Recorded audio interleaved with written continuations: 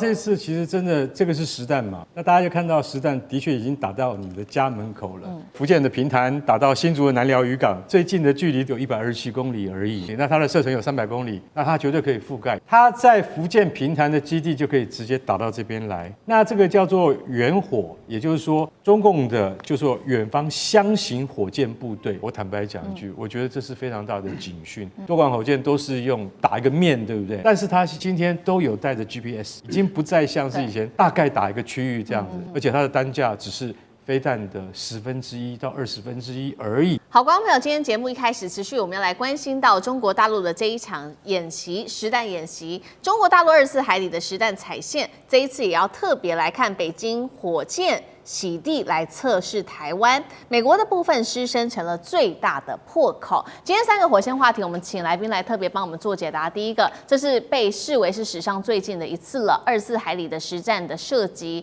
解放军已经把对台开火从示威进一步推升到实战前1秒了吗？第二件事情，今天也一起来关心，这一次的演习没有用这一些昂贵的飞弹，而是用这种便宜而且量比较大的远程火箭系统。北京是在测试什么呢？台湾的防空系统撑得住火箭雨吗？第三件事情也来看看美国的态度。美国在这一次的大陆的军演，我们可以看到，他因为放假，所以也没有做回应，是非常低调的处理。习近平是已经摸清了底线了吗？认为说美国就会在这边看着，也不会多做多管吗？是这样子吗？今天就这些议题，我们都会一起的来做解读。好，赶快来关心到的是这一次东部战区解放军在12月30号的正义使命2025的演习期间，对台湾的实弹的一次射击，国防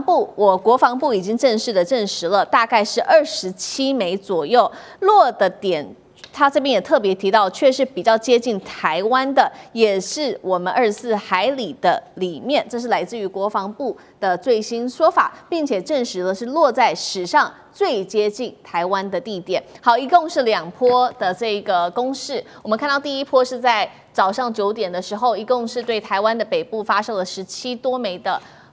我们看到这个多管火箭，那么另外一头呢，第2次则是在射击了10枚火箭，那么落区是在台南的西方。这一次我们刚刚也特别提到了，试射的并不是我们所知道这种比较昂贵的弹道飞弹，而是远程的火箭系统。我们稍微来看一下这一款火箭系统，包括它的价格是比较便宜，而且呢量是比较大的。以精准度来说，确实不如弹道飞弹，但是它能够结合 GPS系统，射程最远也是可以达到300公里左右。节目一开始要特别请教委员怎么看了中国大陆这一次发射了这一种远程的火箭，是趁机恫吓这种远火洗地的能力。比起数量来说，这个飞弹大约是3000多枚的飞弹，这一种廉价的火箭系统对于台湾的防空威胁来说，会不会其实是更大的？因为它量大嘛，委员怎么看？是，我想其实这个问题真正的专家应该是干哥啦哦。那么，但是我先分享一下我的看法。我认为对于中国大陆来说，当然它有弹道飞弹，它有远程火箭可以用哦。可是关键问题是在于你究竟是要打什么？你究竟是要形成什么样的一个效果？恐怕这是他这一次演习之所以要使用远程火箭最主要的原因了。就如果今天你是锁定了我们的机场哦，锁定了我们很重要的这个军事要塞基地，锁定了我们的这个爱国者这个防空飞弹的发射地点哦，那么你当然可能用所谓的这个弹道飞弹会比较准哦。可是问题是，事实上，如果一旦台海爆发战争，尤其是我们看到这一次的这个北京政府所采取的这一次的军事演习，它看起来主要的目的是要演练对台湾进行封锁。那么进行封锁就不是点的打击了，它需要面的打击了。那这个面的打击，你不可能都用这个弹道飞弹，用飞弹来解决这些问题，这个价格成本太高了哦。那么再加上台湾有一定的这个防空飞弹的系统存在。那么你用弹道飞弹，一旦如果被防空飞弹打下来了，对他们来说也并不是一件划算的事情。可是反过来讲，如果你用远程火箭，它就可以达到这个效果了，因为我需要面的打击。那么而且我觉得这一次值得让我们注意的是，以前他们都在嘲笑哦，说远程火箭不准啊，哦，就用远程火箭打台湾打不准的。可是从这一次你看到，它分2个地点打，它从平潭射一波，从泉州射一波，它这2波都进入了24海里之内，所以某种程度来讲，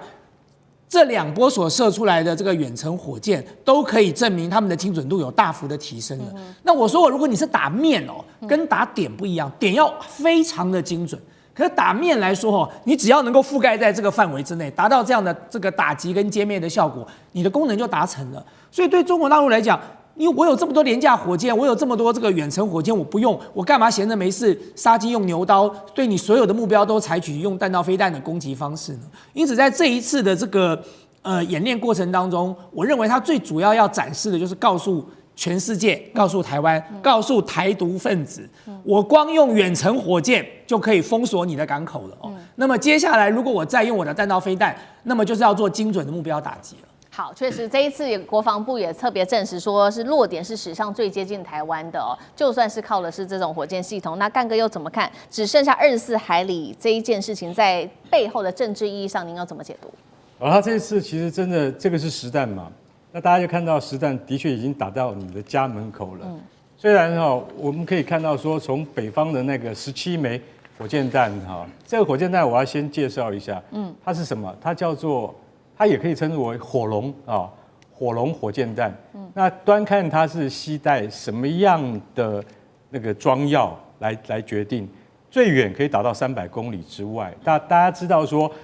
从那个福建的平潭打到新竹的南寮渔港，最近的距离只有多远呢？就127公里而已。台湾海峡最近的地方就在这边127公里，那它的射程有300公里，那它绝对可以覆盖。也就是说，它在福建平潭的基地就可以直接打到这边来，那这个叫做远火，也就是说，中共的就说远方箱型火箭部队，像这样子的部队是师承于2次大战史达林的多管火箭，也就是史达林的风琴，它叫做卡秋莎火箭，也就是当时在史达林格勒之役的时候，端靠这些火箭就是说阻挡了德军的攻势。其实德军出动100万部队是要包围了史达林格勒，后来被朱可夫的部队，也就是当时的苏联的元帅朱可夫动用200万部队反包围起来。那里面最重要的一个武器就是卡秋莎这种多管火箭。苏联是卡秋莎这种多管火箭的发明者，也是就是革新者，一直革新到现在。那像这样子的武器系统，不但在战后被苏联不断的改进、发扬光大，变成龙卷风系统，现在最新的那 PCH 191就是中国仿制那个俄罗斯，但是现在其实老实讲一句，中国在性能提升之后，已经完全自制了，已经没有苏联技术成分在里面了，也就是他自己提升了，就有点像我们国军不是有雷霆2000吗？听过吗？我们有雷霆2000，我们的雷霆2000的那个作用也是跟这个 PCH 191是差不多的。那这次真的已经发射了，你从北方射来的17枚，它已经抵达了距离台湾129公里的北部海面，从南方射来到台南西方的海面已经到了92公里，也就是说，我可以告诉你，我随时可以打到你家门口，不是打到你家门口，而且打到你家里去。那多管火箭它有一个特点，就是说，你以为以前的多管火箭都是用打一个面，对不对？对，其实老实讲，现在还是打一个面，但是它今天都有带着 GPS， 对，已经不再像是以前，就是大概打一个区域这样子，有点像火炮，因为火炮是不准的，可是火箭呢也是不准的。可是现在我们的火炮跟火箭弹都有带 GPS 系统了，它仍然不像这个战术飞弹那么准确，可是它已经能够涵盖这个面的话，就像刚刚委员讲，如果今天我已经锁定你的乐山这个雷达长城那个雷达系统的话，那我用火箭炮也是可以达到的，而且它的单价只是飞弹的1/10到1/20而已，只是它要发射多枚去覆盖。所以这次我觉得对这次共军已经对这个演习也就是正义使命2025这个演习我觉得因为不在我们的城区、都会区可以感受得到，我们感受不到。但是在外海，其实老实讲一句，我们的军方、我们的海军的感受是很强烈的。为什么呢？因为军舰已经开到你的门口，然后火箭炮已经打到，这个已经太近了。我坦白讲一句，我觉得这是非常大的警讯。我觉得海峡双方都必须要去好好深思这个问题，因为如果两个都是兄弟之邦，而没有坐下来谈的话，像这样子的挑衅只会日复一日，日甚一日。最重要的问题还是台独势力，你自己要去想一想，将来你还要再破坏两岸的和平吗？而且这24海里，其实我觉得代表了很大的政治意涵。就是第一个，以前对台湾来讲，海峡中线是我们的这个防卫基准线嘛，过海峡中线我们就视为这个侵略行为了。对。而到现在呢，海峡中线已经没有了，已经完全被没收了。是。然后我们的交战守则再也不提海峡中线了。然后我们就开始一步一步的往后退，现在退到24海里了。24海里就像刚才干哥讲的，大概就是40-50公里的地方了。对。24海里已经是逼近我们的生存线，这个发展的这个最重要的底线了。再过24海里呢，我很好奇的是说，这一次到24海里，下一次呢？下次到20海里的时候，你要不要动手？你要不要交战守则？到了15海里的时候，你要不要动手？当它越来越逼近的时候，由训转战的可能性就会越来越高了。那个时候，台湾根本就是无险可守了。好，所以我们看到这一次的演习的实弹演习已经射到非常的近，几乎都已经到了家门口了。在此刻哦，为什么中国大陆要发动这一场演习？除了警告包括台湾吗？还是警告日本？还是美国呢？其实也有做一个分析，这是来自于华府智库的美国企业研究所的研究员。这一位研究员他直接做了一个分析，他说真正的目的就是希望美国在这个时候能够做一个最低限度的回应，尤其现在的时机点刚好，美国不是人都在放假吗？现在放这个圣诞假，放新年假，所以他想要试试看，说让华府在这个时间也很难迅速的回应哦，也让大家看到说，尤其啊，这个北京跟这个美国啊，现在正在所谓的互利美中经济的关系，川普此刻正想要维持这样子的一个关系，所以4月前可能访中之前，白宫是不会愿意为台湾来主动升高冲突的，借此也削弱了全球对于美国的信心。这样看起来，是不是解放军真的已经达到如此的目的了？汉庭又怎么看？所以这不仅仅是大陆对美国的测验，更是一种精准的战略定型。当然了，北京这一次军演3大矛头：第一，日本；第二，美国军售；第三，就是警告台独民进党。那这一次呢，是在欧美的耶诞假期，正义使命，有点符合《孙子兵法》所说的攻其无备。那川普呢，低调回应，对吧？笑着说没事，我跟习大大这个关系很好啊，这个不用很紧张。他已经完全掉到北京设定的陷阱里面了。为了要保住4月访华的面子跟贸易订单，所以美国正在丢掉西太平洋的里子。所以费瑞安学者说，北京要的就是华盛顿的最低限度回应。川普是什么人？极端极致的实用主义者。所以此刻的他，只有明年4月要访北京，明年中美要见4次，未来呢能够拿到让美股继续狂飙的贸易订单。那北京当然知道。所以只要不实质开战，川普都会视而不见，哪怕开战，搞不好也可以被交易掉，这就是阳谋啊！所以北京利用川普不想破局，还有整体美方在看到了大陆93阅兵之后，选择避战为主的心态，就把军事演习常态化、逼近化。所以川普呢，乍看之下，你看这个我们表现沉稳啊，实际上就是把台湾议题给交易掉了。那如果我们从军事科学跟数据的角度来检视，在这一次博弈背后，那能不能够有中美的角力呢？所谓的突袭核心就在于 OODA 的循环，观察、判断、决策、行动的速度差。所以时间窗口的选择，第一个，西方呢现在还是圣诞啦跟新年假期，是美军全球指挥体系效率相对比较低的时段，人员休假啦、战备等级的调整啊、情报的传递都会比较长。那解放军在这个时刻来动手，就是在实测，就美军如果处于假日模式，那从发现我军集结到做出实质性的军事回应，要多少的时间？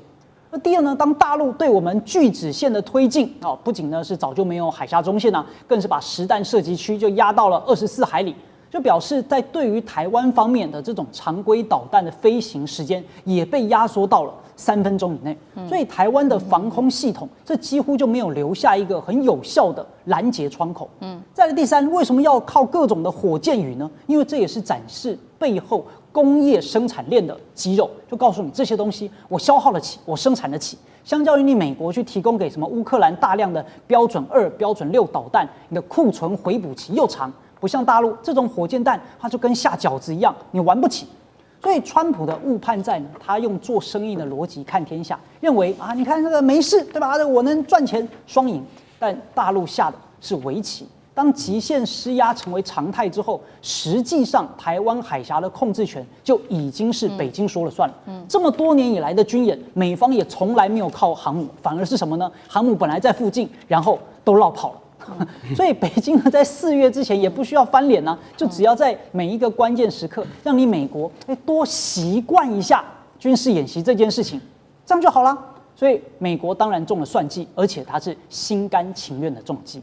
好，我们持续要关心到是解放军现在横扫在第一岛链，今天特别来关注，包括先前关注到辽宁号百次起降，还有他们的百舰齐出，都震慑了日本。王毅在这个时候又重启，他特别提到7重锁定，警告日本战败国休想挑衅。我们今天来关心的3个火线话题，会请来宾帮我们做解答。第一个是大陆在深夜发布的7重锁定，针对于台湾的地位呢，要来封死跟日本介入的一个空间。另外呢，现在爆出的是说，歼15锁定日本的 F-15嘛，那现在有一个说法，东京擅闯演训区其实可以把比如说 F-15这样子的战机视为是未来的合法标靶吗？未来任何的战机只要进来，是不是都可以当做合法标靶？等于是北京发出的最后通牒吗？第二件事情，今天也会来特别关心的是，美国智库今天特别警告了，他说中国大陆恐怕会先发动这个核打击，但是现在也有一个说法，他有必要发动核打击吗？针对第一岛链，因为呢，大陆现在早就已经有3航母了，还有055舰队啊，有需要动用到核武吗？最后来关心在南海的情势，美国的伯克级已经闯入到了黄岩岛，大陆方面也做了一个反制，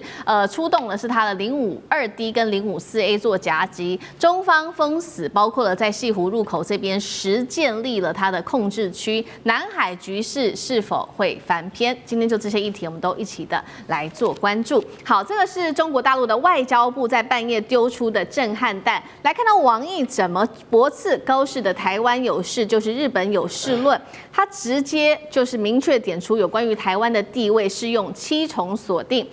用的是哪一些的合约条款呢？包括他引用的是这个开罗宣言啊、波茨坦宣言，还有呢2758号决议等等，特别去强调锁定了台湾的地位。那么我们来看到的是另外一方面呢，他也说日本你身为是2战的这个战败国，你必须要深刻的反省，谨慎的做出你的抉择。高市想要借由台湾声势来发出对大陆的武力威胁，他说是可忍，孰不可忍。更惊悚的事情是，海上的行动也持续的在升级。除了我们带您看到辽宁舰啊、歼15等等之外，中国的军事专家，这个是张军社就直接警告了，未来干脆啊，共军训练海空域可以被视为是训练的标靶，战机闯进来就可以把它打下来。大使怎么看？有关于第一个是台湾的地位用7重封死，第二件事情是日本的 F-15擅闯演训区，真的可以被视为是合法的标靶吗？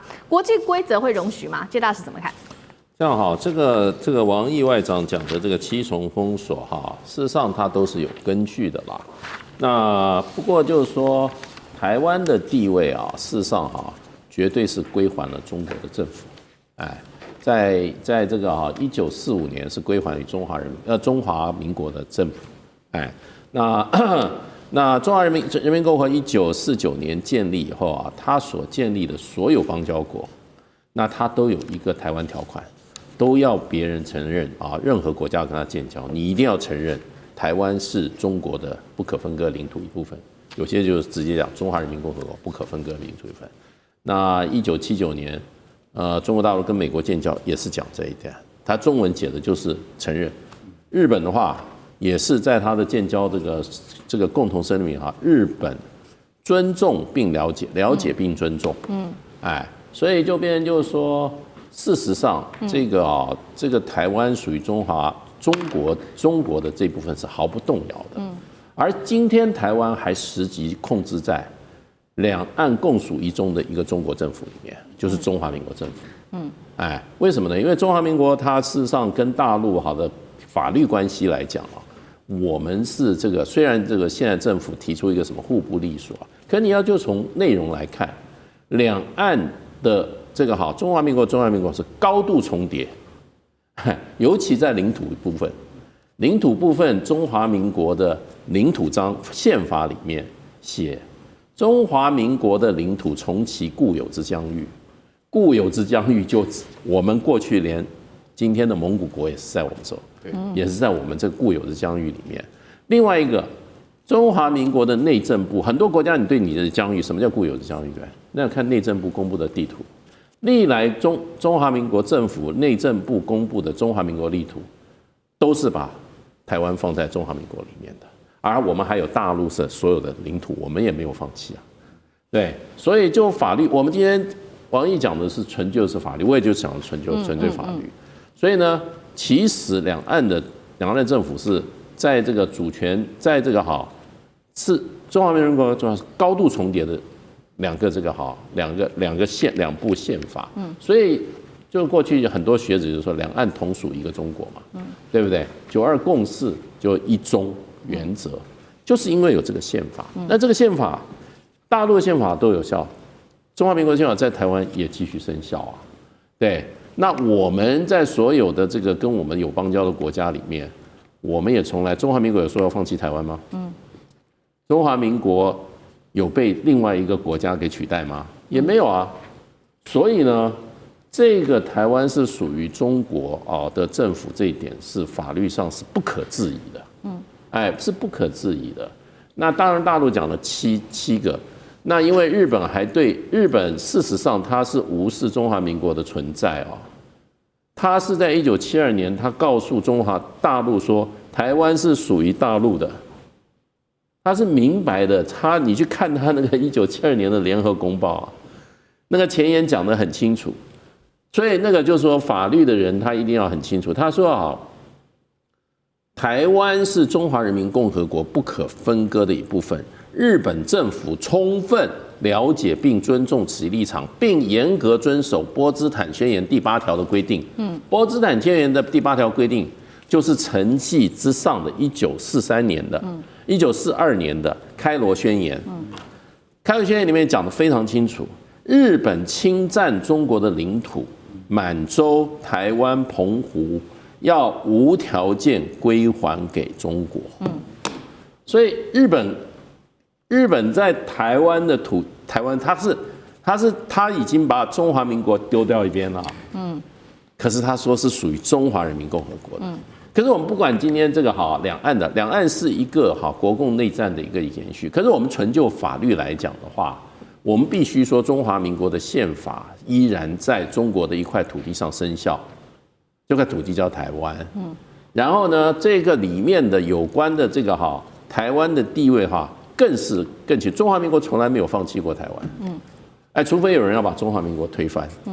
对不对？或者说我另一部宪法，这部宪法作废，没有啊。所以就两岸的这个所有的法律文件，还有对外的两岸的这个两部宪法对外的法律文件，本身跟其他宪法的发生的关系，包括日本国宪法发生的关系，台湾是属于中国的。这个不要说7重了，我认为比7重还多。好，这个是大陆的王毅有特别就这个法律来去界定历史的这个法律来特别去界定有关于两岸还有台湾的主权问题。不过呢，美国智库也说呢，如果说我们看到如果不完全使用法律的话，他这边特别讲到说，有没有可能有一个事情会发生，就是中国大陆接下来如果武统台湾失败的话，政权受到威胁。美国智库是这样说的，他认为说，这个中国大陆解放军可能会先发制人做核打击。那又一个专家做了分析，他说：“真的吗？大陆有需要发动核武吗？因为他目前来看到军武上面的战力，其实已经是足够来应付了。包括我们看到画面上这边列出来说，大陆现在现有的武力，不管是400艘的舰艇、3航母成军、055还有052D 等等，都已经出动了。还有东风导弹，能够整个覆盖美军跟日军所有的基地。第一岛链，中国还有需要动用到核选项吗？那如果真的要用到这个门槛，什么时候可能会突破红线？干哥怎么看？我实在很想用老百姓比较听得懂的话来斥责这个 CSIS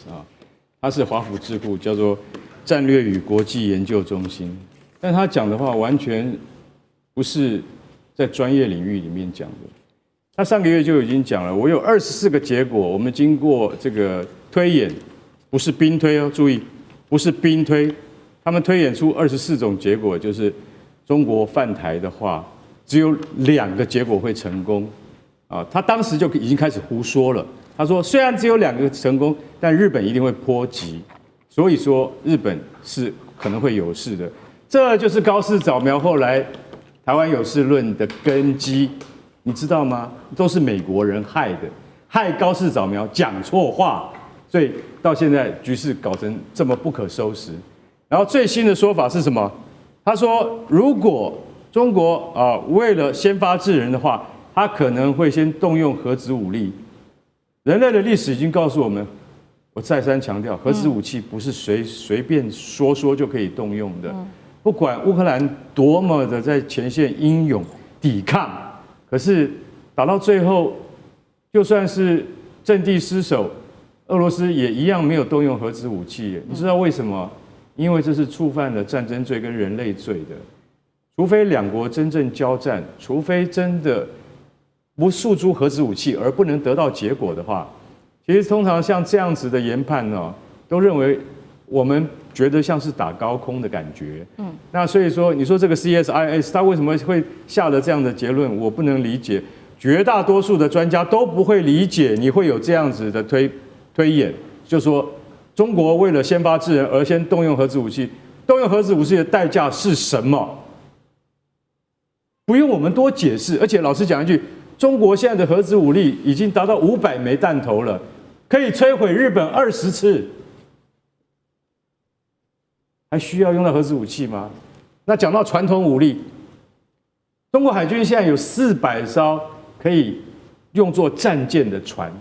也就是作战用的船，还不包括后勤以及支援舰。所以说，在400艘的规模之下，已经超过了美国海军的300艘了，300多艘。所以美国海军在短期10年之内不会再增加船，只会减少。中国稳坐全球第一。当然，日本的金刚级神盾驱逐舰是我们必须要忌惮的，因为日本的神盾舰说句实在话，它的水准是世界一流的，它可以跟我们055大驱相比，但是在质跟量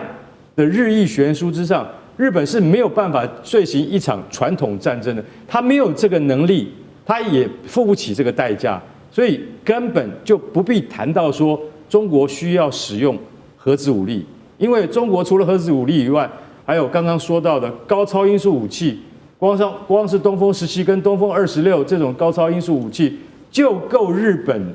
有苦头吃了，所以我完全推翻 CSIS 这样子的国际战略中心研究中心，他们这简直是痴人说梦的这个结论，我觉得那完全是不可采信的。中国的优势已经越来越大，只是你要不要承认而已。好，这是来自于 CSIS 美国智库的最新的说法。那有关于第一岛链的紧张，除了说美国所支持的日本之外，我们一路的往南走到了南海这边，美国所支持的菲律宾最近也是很多的事情哦。中菲关系还是持续的紧张的时候，中国大陆在这个时候派出的是他们的驻菲律宾一个新的大使，这位大使叫做景泉，他刚抵达马尼拉就已经开始动起来了。他喊说任务是非常的重的，因为这时候可以看到各种的这个军事武器。海上军事武器集结，不管是美国的或者是中国大陆的，美国派出的是它的伯克级的这个斐拉塔号闯入了黄岩岛，那中方则是派出它的052D 跟054A 直接压境。菲律宾海巡更是指出呢，中方的舰艇已经封住了整个黄岩岛的西湖入口。那黄岩岛海面其实已经被中方给实控，做成了一个封锁圈。这是来自于菲律宾的说法。到底这个美国跟中国大陆在这边谁比较占上风？这一次等于北京在对美菲做一些警告吗？美国这次这个伯克级战舰的这个培拉塔号，它都是经常往返在菲律宾跟日本的这军事基地当中来来回回哈，所以它有时候自己一艘，有时候联合其他的这个军舰在走，所以呢这次可以看得出来，这次在黄岩岛的部分不算是一个冲突啦，但他们就是在那损残罪，我们要这样讲。那中国大陆当然立刻派出2个052D 跟054A， 也都是大阵仗的规模。那坦白讲，培拉塔号是没有。如果真的要动手起来，中国大陆也不会输。而且大家不要忘了哦，现在其实中国大陆比较少对于在南海地区来讲，他们应该都常驻了一个815的这个电子侦察舰。每次只要有任何美军为主的动态，那815人家就是要街溜子嘛，在网络上很多，很有意思，他就在旁边，他也不打你，你也不能打他，可能就收集所有资料。而且每当他靠近的时候，你要知道，美军军舰上面连所有来士官兵的蓝牙手机都不准用哈，因为那个讯号他都全部可以接收到。所以其实要去真的在那个地方，美国可能也要去稍微示威一下，但是每次示威付出的这个紧张代价还是很有意思的。当然，其实我们现在主要关注的是中非之间的关系。新的大使到，他当然说这个话叫做双边关系不要再恶化。这什么意思？因为现在已经跌到谷底了，不可能不能再往下恶化了。我们知道中非关系最近的状况，我认为要先从一个角度来看小马可仕。小马可仕自从今年特别是台风过后之后，整个所有贪腐的部分现在爆发出来。首先有一个流亡在海外的这个所谓的这个议员那他在海外当中直播就指控了小马可仕他本人也贪污，还煞妆煞影的讲究，他自己都还送钱给小马可仕当然大家都否认。而且主要是最近小马可仕的姐姐艾米马可仕也是参议员，也公开指责小马可仕吸毒。虽然总统府出来否认但是这个东西其实小马可仕真的是臭得不得了。贪腐的团队他虽然都现在也在抓贪腐查贪腐，可民众不太相信现在抗议一波波。当然我们刚刚讲到最关键是中非关系，今年这次菲律宾经历了难以想象，也算是空前接连的这个台风的摧毁之后，中国完全没有捐1分钱，完全没有任何像过往的当中救援的团队或重建的团队去帮助菲律宾。所以中非这个紧绷的关系真的很像现在中日的紧绷关系，只是一个是更接近军事，一个是更接近实质的，包括从经贸到军事全面的断所以我觉得现在我们可以看待在中非关系上，就是中国现在在严肃处理包括周边关系，尤其第一岛链当中的2种模式。我认为菲律宾的模式现在就是小马可仕果然虽然不是说被中国整的，他把自己搞惨了，但一旦这种小马可仕自己内线，乃至于未来有可能杜特地家族其实之后，他一旦未来失去执政的时候，那这个部分对于中国来讲，可能才是会跟菲律宾会恢复有点友好的关系，而这样子的模式也很可能体现在跟日本的未来关系上。今天节目特别要来关心到是中俄这一回强势的压进了第一岛链的战场曝光了，今天会帮观众朋友来特别做解读，包括了大陆解放军最近的动作非常的多，辽宁号狂刷100架次，超高音速导弹也下杀，这个画面也曝光了，再加上中俄最近做的反导弹联合开火，日本最新消息今天会来带观众朋友看到是新建在台湾附近新建了飞弹岛，压境东亚是否踏入战争的临界点，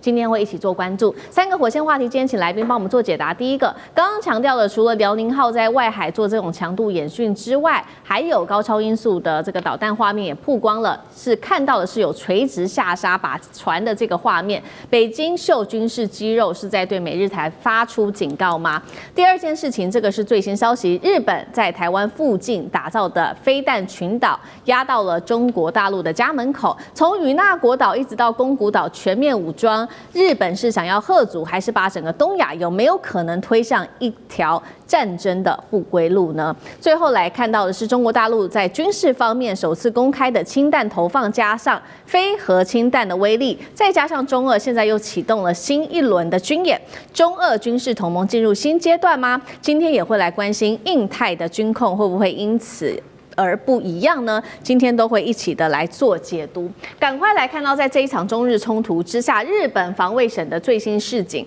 包括了辽宁号在6号到7号，我们上次跟观众朋友报告过，突然间是在这个冲绳外海这边狂刷了100架次的舰载机，还有直升机之外，歼15也对日本的 F-15雷达做照射。最新还有这个就是北京的，另外在微博解放军放的这个 MV 叫做《箭在弦上》。我们请导播也带我们来看这个潜艇集群是一字排开，高超音速反舰导弹直接在上演震撼的画面。从画面中，我们等一下也可以逐渐来看到，是从高空有一个垂直下杀的这个砸中靶船的一个画面。专家特别针对了这个影片也做了一个分析，认为这个影片就是在针对美日做警告，也是同时要他们不要干涉台海。而解放军的讯号之外，我们来看到在军事层面还做了哪一些呢？北京最近是成功试爆了它的这个新型的非核氢弹。可以燃烧超过1000度，火球持续燃烧2秒以上，高热加震波可以定向的攻击掩体跟建筑，目的现在说就是要在打城市战中打击台湾的防御能力。节目一开始要特别请教大使怎么看刚刚特别看到的中国大陆公开它的潜艇集群之外，还有这个导弹垂直下杀的一个画面，剑指美日台做警告吗？会不会让台海风险再加剧？大使怎么看？对，我想最主要，中国大陆为什么会亮剑啊？其实这些都是既有的武力，既有的这个新的装备啊。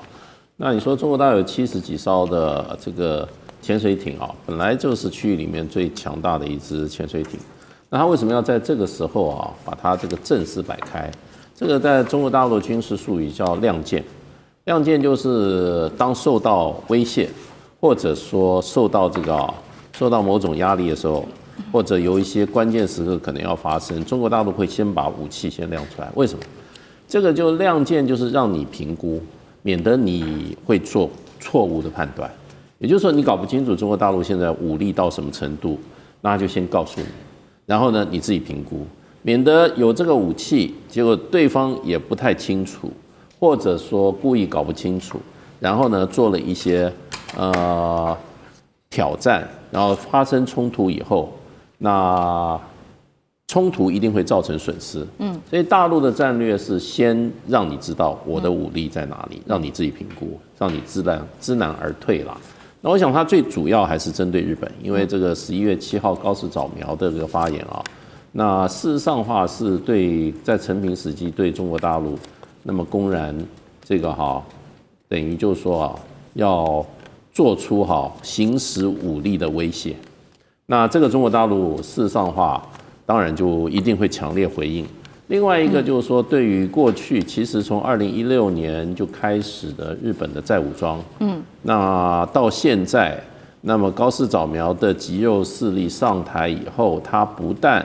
这个对中国大陆进行武力威胁，明白表示说他要干涉台海未来的发展啊。其实台海两边他都知道不是日本的，都是属于中国的。他事实上他的所有的文件都承认，对，1972年、1978年，他都认为台湾是属于中国的，对，所以就变成就是说，那他现在就是管你是中国还是哪里，他就是要干涉，而且就是说你发生事情的话，我就要行使怎么样这个所谓的集体自卫权啦。那这个情况之下，中国大陆是认为说这个那么日本的高市早苗政权事实上正在把日本的军国主义的这一套这个整个的思维跟做法上，在高度的怎么样复刻，而且高速往军国主义的这个方向去推展。那另一个方面就是说，另外一方面，2次大战以后所建构的整体的国际秩序，日本是一个挑战者，他不愿意接受。在领土的安排上，在对日本这个国家的约制上，因为2次大战这个联合国的宪章事实上有所谓的什么敌国条款，也就是这一些当时的这些发起战争的战败国，他不能够再恢复军国主义的作为。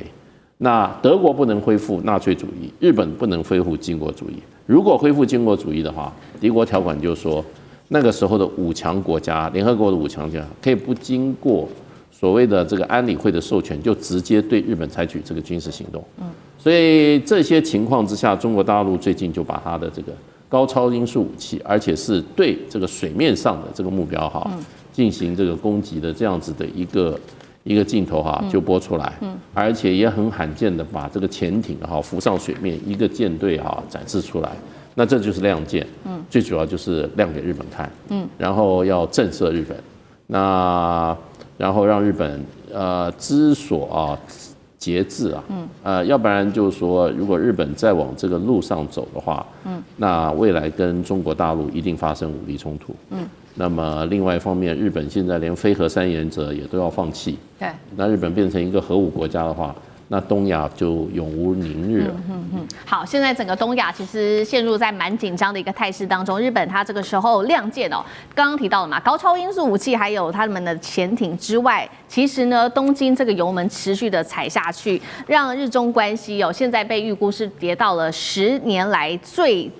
冰点的此刻，因为他现在正式的，这是最新消息，今天的新闻哦，启动了40年来最大的军备扩张。我们来赶快看到这个消息，是他在台湾周边打造的飞弹群岛，沿着大约是160个岛屿组成的琉球湖线，陆续在这边新建各种的阵地，包括了反舰飞弹阵地、雷达塔、弹药库、电子战的设施，要吓阻大陆武力威胁，来自于日方的说法。而在台湾的东方，只有大概110公里的与那国，更被打造成最前线，被当作是火力哨站，等于把战场也推进在台湾跟大陆的家门口。这一波飞弹群岛化是真的能够吓阻大陆，还是把东亚推向另外一场军事战争当中？干哥怎么解读？因为与那国岛距离台湾是最近的，才110公里，所以你在上面做什么事情、动什么手脚，那都会被当作焦点来看待。那最近呢，因为他们在与那国岛已经真的就部署了雷达站啊，其实与那国岛本来是没有军队的。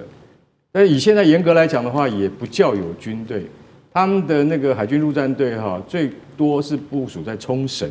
也就是说在琉球。所以与那国岛距离台湾这么近，你在上面真的放上飞弹的话，那就是挑衅。目前我们所知道是石垣跟宫古这2个岛，的确有12式陆基对舰飞弹已经部署上去了。那他们部署上去其实有2-3年的时间。可是与那国岛不一样，你如果真的部署上去的话，那就验证了高市你的台湾有事论，台湾有事，日本就有事，你就印证了你的野心在哪里。所以40年来最大的军备扩张，你可以从他一些很小的动作里面看出来，它是真的还是假的。那这次在那个就是说我们在中国海军辽宁舰它在那个公海上面，竟然被日方的 F-15战斗机逼近。那歼15从辽宁号上起飞是奉命去看看你的意图，这一定要拦截的啦。不拦截不可能。可是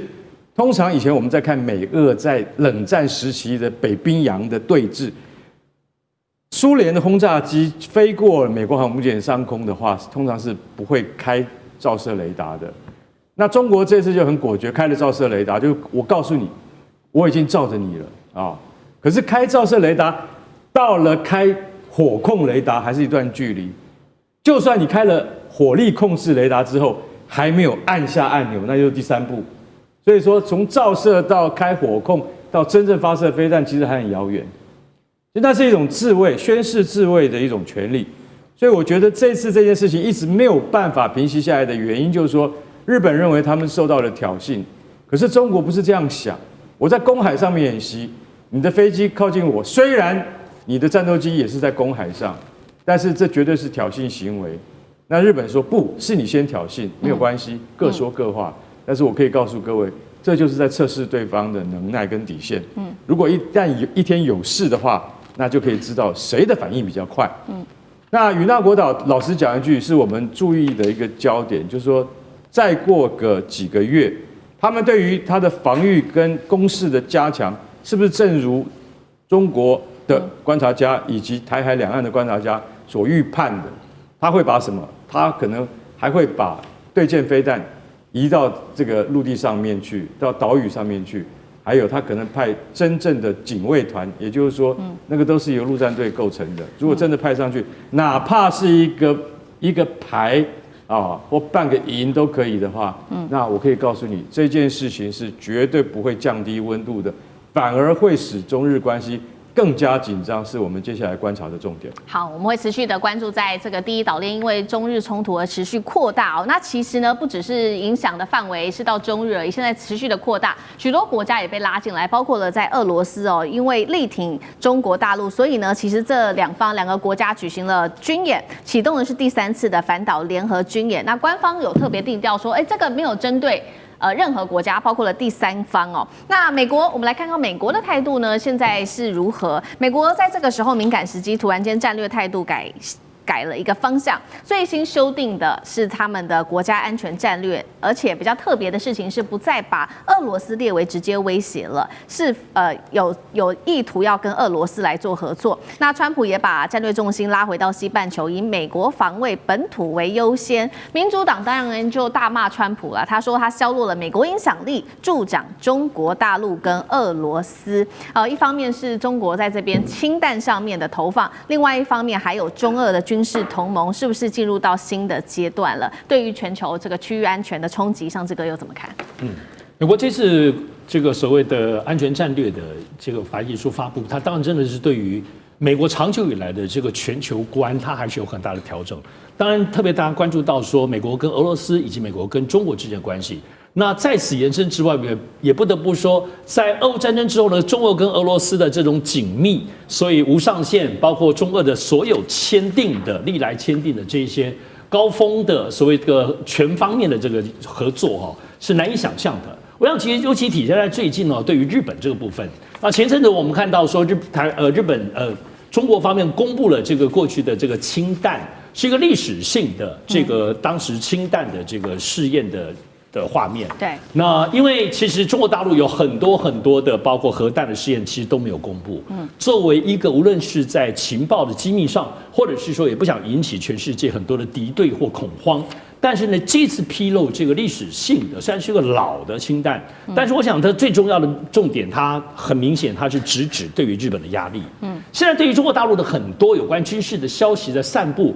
很多人都解读说他是不是乱枪打鸟，就也要警告美国，也要警告什么？其实不是大家要记得，中国现在对于所谓这种军事上的舆论性的应用，它其实都是有个特定的行销讲 TA 它要针对谁？比如说，它现在锁定的就是日本。那在日本背后的部分当然是台湾，也都是直指的这同样的一条这个水平线来讲，就是它是有连带关系。然后再往后面，可能是包括对美国的一些警示；再往后面，当然是对全世界当中军事的这个宣告。所以在这个概念之上，我们讲，特别是中国大陆现在，因为他们都一直传出他们有非核氢弹，有时候他没有需要用过去核弹的这些包括放射性的物质，就可以做到氢弹这种引爆跟杀伤力。那这一块，大家在这一次的氢弹的画面公布之后，其实是浮想翩翩的。对，而且特别是跟俄罗斯之间的关系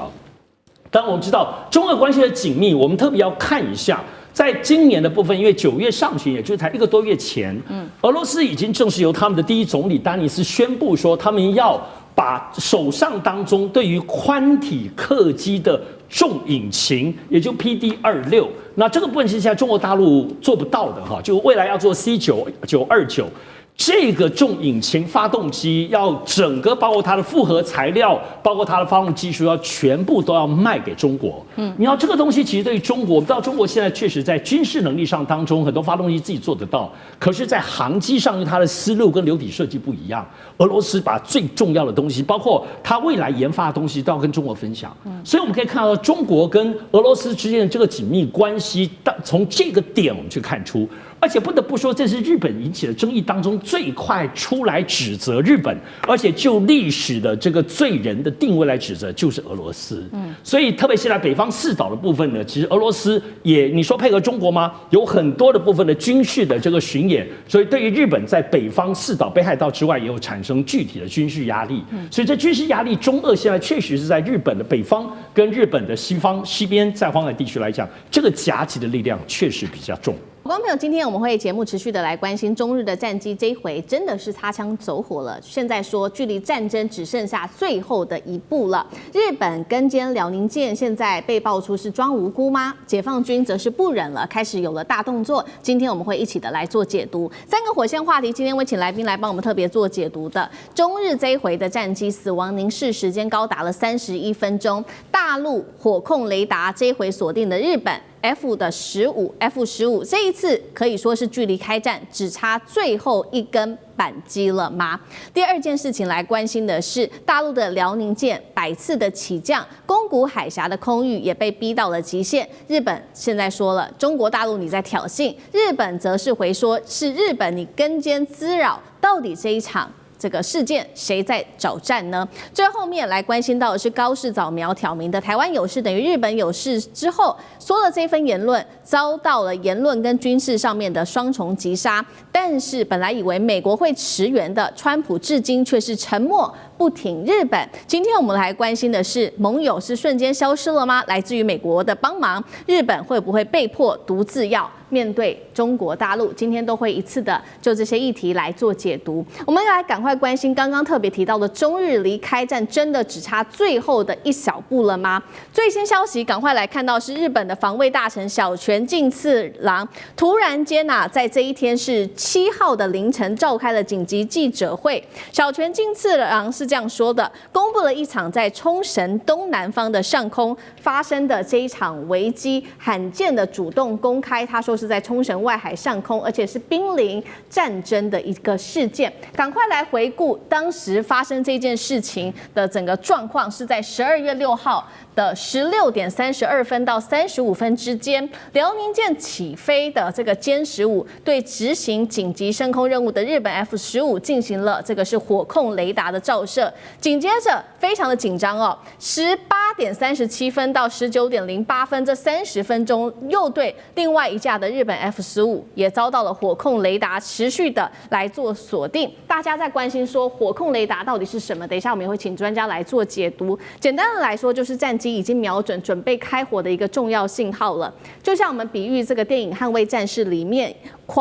这个警报狂响的那一刻，你就会知道你已经在对方的枪口下了。这一次我们看到中国大陆对日本长达31分钟持续锁定，被外界形容是这个叫做死亡凝视。另外一方面是辽宁舰的战机加直升机在6号到7号2天内起降了破100次，专家是这样形容的。中国大陆解放军只差最后一步就会爆发战争了，已经不忍了，真的是这样吗？节目一开始要请吕舰长来带我们看中日这一次的争议，距离开战真的只剩最后一步了吗？中国选在这个时间地点亮出了火控雷达，是这张底牌吗？舰长怎么看？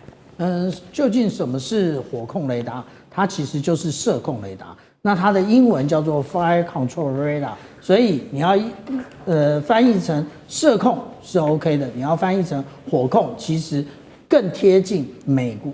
原来就是英文的用法那其实我们在发射飞弹之前呢，都要先建立瞄准线。所谓的瞄准线就是 line of sight， 那其实也就是射控雷达的照明。照明之后就锁定，然后接下来发射飞弹才会建立另外一个，也就是射线的部分也就是line of fire 的部分。那这两个部分呢，也就是刚刚讲的，为什么大家会认为开启射控雷达是死亡凝视，也就是我已经在完成瞄准的动作了。那现在大家在讨论这件事情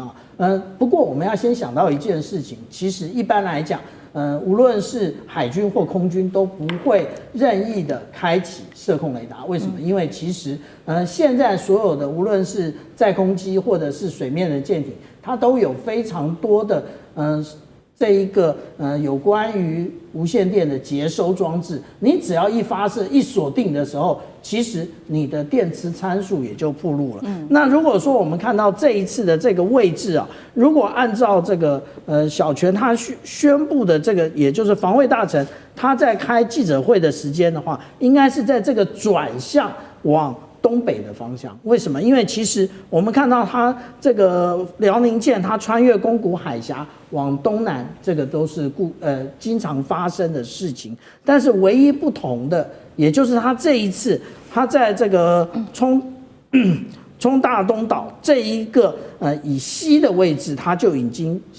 北转，向东北转。那向东北转的话，其实更接近冲绳。这个是对于日本来讲，他觉得它有一定的一个威胁，所以他就立刻起飞战机来。那也就是我们刚刚讲到说，有关于这一个射控雷达的部分它一共我们讲到，刚刚主持人也直接告诉我们了。开启了时间，那但是呢，我们这样讲，其实2013年1月的时候，其实这件事情也就发生过，不过那个时候是舰艇发射的，那这一次呢是战机发射的。那战机为什么发射？这个射控雷达的讯号，其实我们来看一看哦，美国或者是日本在遇到解放军的各型舰艇，包含航母舰打击群的时候，他们是怎么样一个应对？我们可以看到，在2021年的时候，他们是如此应对，也就是他们认为说，这没什么，而且他为什么穿越这整个的一个打击群的一个平位，然后进到这么近的距离，大概就是不到3000码的距离啊。那这个是我们看到美军其实它是一个比较挑衅的作为。那我们在之前呢，也就是在去年的1月的时候，我们看到这个是南昌舰，它得到了10代楷模。那它为什么得到10代楷模？其实跟这一次的感觉其实可能很像啊。也就是说，来了2架的外国的战机，然后不断的逼近，那也就是他们开启了舰上的系统。那这是我们讲到说上一次10代楷模的事情。那这一次呢？对不起，是航空母舰打击群。那当然，航空母舰打击群它不是当场起飞，它是原来就有载空机的，也就是我们讲到的 CAP， 也就是雷达的这一种巡弋的在空巡弋机。那我就直接的派这个1批2架次直接去拦截，而且我们其实要特别注意一点，它其实在视距外就已经被锁定了。意思是什么？中国大陆其实是非常的对于这件事情。他已经非常的有他的警觉心，而且他绝对不让类似我们刚刚看的那个伯克级驱逐舰，他的舰长翘个腿，然后在那边然后做这个如此的事情啊。那这也就是我们讲到说这一次的事件，其实代表它真正的含义，也就是中国大陆的这个编队，它应处已经不像过去了。然后会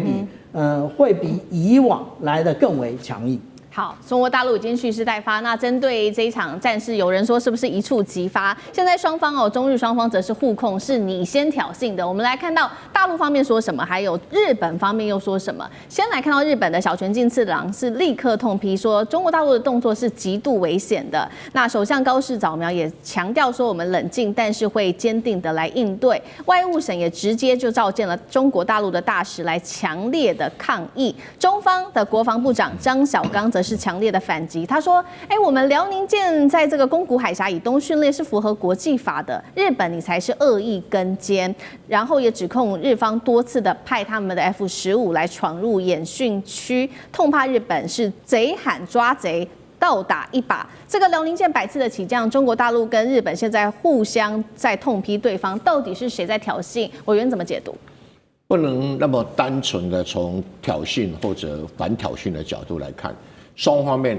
在这个区域在干什么？为什么解放军的舰队要在这个位置进行演练？那个是最标准的宫古海峡封锁战跟宫古海峡反封锁战。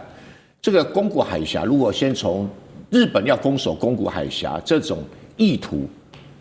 以及它的部署，那中国大陆如何去突破这个宫古海峡的封锁战？我们来看一下哈，宫古海峡怎么被日本封锁？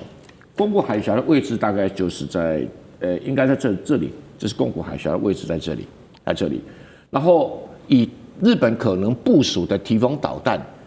假设在没有导弹基地的4国部署提防导弹，它的攻击范围，这最内圈的是标6的攻击范围，最外圈呢是战斧导弹的攻击范围。因为这种提风导弹啊，是这个提风系统是由标6再加上战斧导弹，所以战斧假设它打1600公里，涵盖的范围就是涵盖整个宫古海峡，涵盖整个宫古海峡。所以解放军特别在这个位置里面做演练，就在这个位置做演练，所以表示解放军要突破宫古海峡，然后这个如果必要的时候，日本军队配合美军要封锁宫古海峡，所以解放军演练地点当然选在这里啊。通常演练地点选择在哪里？除了有一些基本技术的演练要求之外，事实上选择战场也是一个很重要的地点。所以目前如果从日本本岛装设提防导弹，大概就是最大的攻击范围在这里，然后这个内部标落在这，还有一个叫什么？叫做这个 precision strike missile 就是精准打击导弹啊，它的范围大概就在这里，通通对宫古海峡有封锁的作用。那假设他们以后不只是在日本本岛装提风，也在什么也在石垣岛跟那个与那国岛去装设什么？去装设他们自己生产的124的反舰导弹，或者是这个034的防空导弹。034大概打这个，那12打这个，你可以看得出来，宫古海峡在哪里？就在这里，在这里。所以解放军在这里演习，也就是都是它的打击范围。那通常导弹的打击范围一般来讲，日本现在这个导弹都还没有完全装置完成，所以它必须要把它的这个战机的监视范围扩大到大概导弹的攻击范围。那解放军就当然要去模拟一个反封锁的作战嘛，你飞机来，我锁定你；你导弹来，我拦截你，大概处于这种状态当中。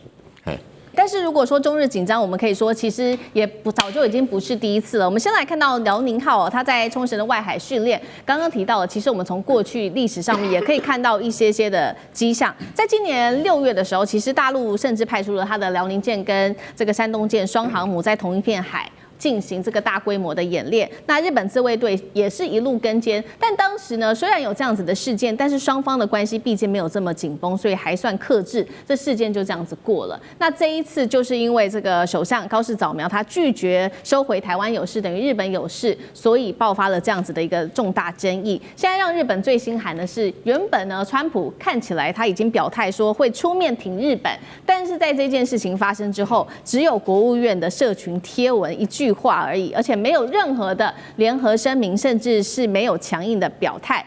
金融时报做了一个报道，他说呢，川普对于日本的承诺到底是不是跳票了呢？美国根本不想被日本拉下水嘛？杨老师怎么解读？没有错，我觉得这一次高市的发言事件到现在其实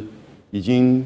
我本来以为说开始会进入到一个僵局的状态，但是呢，事件可能会再发展。因为你看到大陆这边其实是个警告，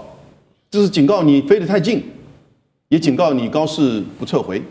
同时也警告美国的国家安全战略报告当中要求日本扮演第一岛链的所谓这个安全角色。那日本呢，我觉得在扩大，在操作这个议题。2点钟开记者会，我还没有记得我们台湾哪个政治人物2点钟开记者会，打起仗来了没有？有没有任何的损伤？没有啊。防卫大臣2点钟开记者会，那第二天高市也在加码抗议，还找中国驻日本大使来表达抗议。那其实整个过程我看到日本的这个内容他都没有讲两机的距离多远，而你距离人家整个演习的这个船舰，它船舰3只都显现出来，距离多远，它都没有写出来。而且我们都知道，自从高市发言之后，在这个区域其实大陆有相当多的就是这个船舰、水面舰，而且经常的在做演习。2天在辽宁舰可能都将近100次的这个起降。那日本当然你会警戒，我这个可以理解，但是你过于靠近，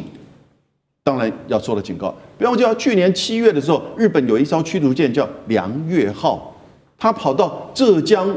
的门口，在那边监视了中国大陆的演习，结果呢，跑进去领海里面20分钟，大陆这边抗议日本不理，所以到8月24号的时候，大陆一艘运9的这个侦测机，侦察机就在日本9州外面的男女群岛这边旋外海上，然后进入到领空15分钟，日本就把它做。你看，中国军机侵略日本领土，那1个礼拜之后呢，日本自卫队悄悄的把那个梁越号的舰长给换掉，所以这一次我觉得日本这边的操作的情况非常明显，而美国呢，从头到尾没有讲话，因为就在昨天，加州有一个雷根图书馆开一个雷根战略会议，同时美国的国防部长还有美国的参谋联席会议的主席都到了，参谋联席会议的主席都还被记者问到，你对这次的中日紧张的看法，他完全没有提到中日紧张，也没有提到日本。他只说中国的军力的发展，然后走向一个全球的布局，好像还蛮正面的。美国现在的态度，基本上我认为2句话，美霸退出，西太平洋，这个美霸不是爸爸的霸哈，是霸权的霸，美国没有退出西太平洋，他在那边有经济利益，但美国霸权退出西太平洋，美军转为战略守势，你有没有看到最近这几年，任何在驻韩或驻日美军跟中国大陆解放军有任何擦撞，或者是警告，或者真的之类，除了在台湾海峡之外，对，都是日本。所以日本的角色现在变得好积极。小泉进次郎，当然我个人觉得他也是为他想做下一任首相做准备，因为他知道现在日本整个向右转、保守化、反中的氛围，所以这种民粹操作在晚上2点钟开记者会，我就觉得真的是可以到达这种地步。但我必须要讲啊，中国大陆的那个海军的发言人到第2天的12点45才一个公告出来。其实国际媒体跟所有的华文媒体都已经照日本的讲法写出来了。到了当天的下午，到现在我们才了解，其实真的不安全、不专业是谁？是不是日本你太过于频次过高的接近？而且你4点钟来一次，被照了一下之后，你6点钟再来一次，好像照得不够爽。因为那个所谓的这个火控雷达的照射，就刚才小院长讲得很清楚，因为它那个就是高频率的那个很容易过热。所以，当它一照射，跟就是导弹要发射的这个根本是等于是这个一致的，那个窗口时间很短。可是即使如此呢，在4点6点的时候呢，应该是说歼15上的飞行员用人工的卸弹，就等于是停掉那个飞弹发射的这个程序。一般的话，通常照射锁定飞弹发射，这大概是一个瞬间的。那但是呢，他用这种方式告诉你，然后呢，你4点不行，你6点再来一次，再来一次不就没事了吗？为什么呢？2点开记者会，为什么不选择3点好了？为什么4点？所以这个时间点，然后呢，第2天这样子，所以你看到美国的反应其实让日本更为挫折感。美国就是没反应，而且再加上他们的讲的话以及那个国家安全战略报告，实际上所显现出来，美国在整个西太平洋已经开始在战略收缩、战略守势。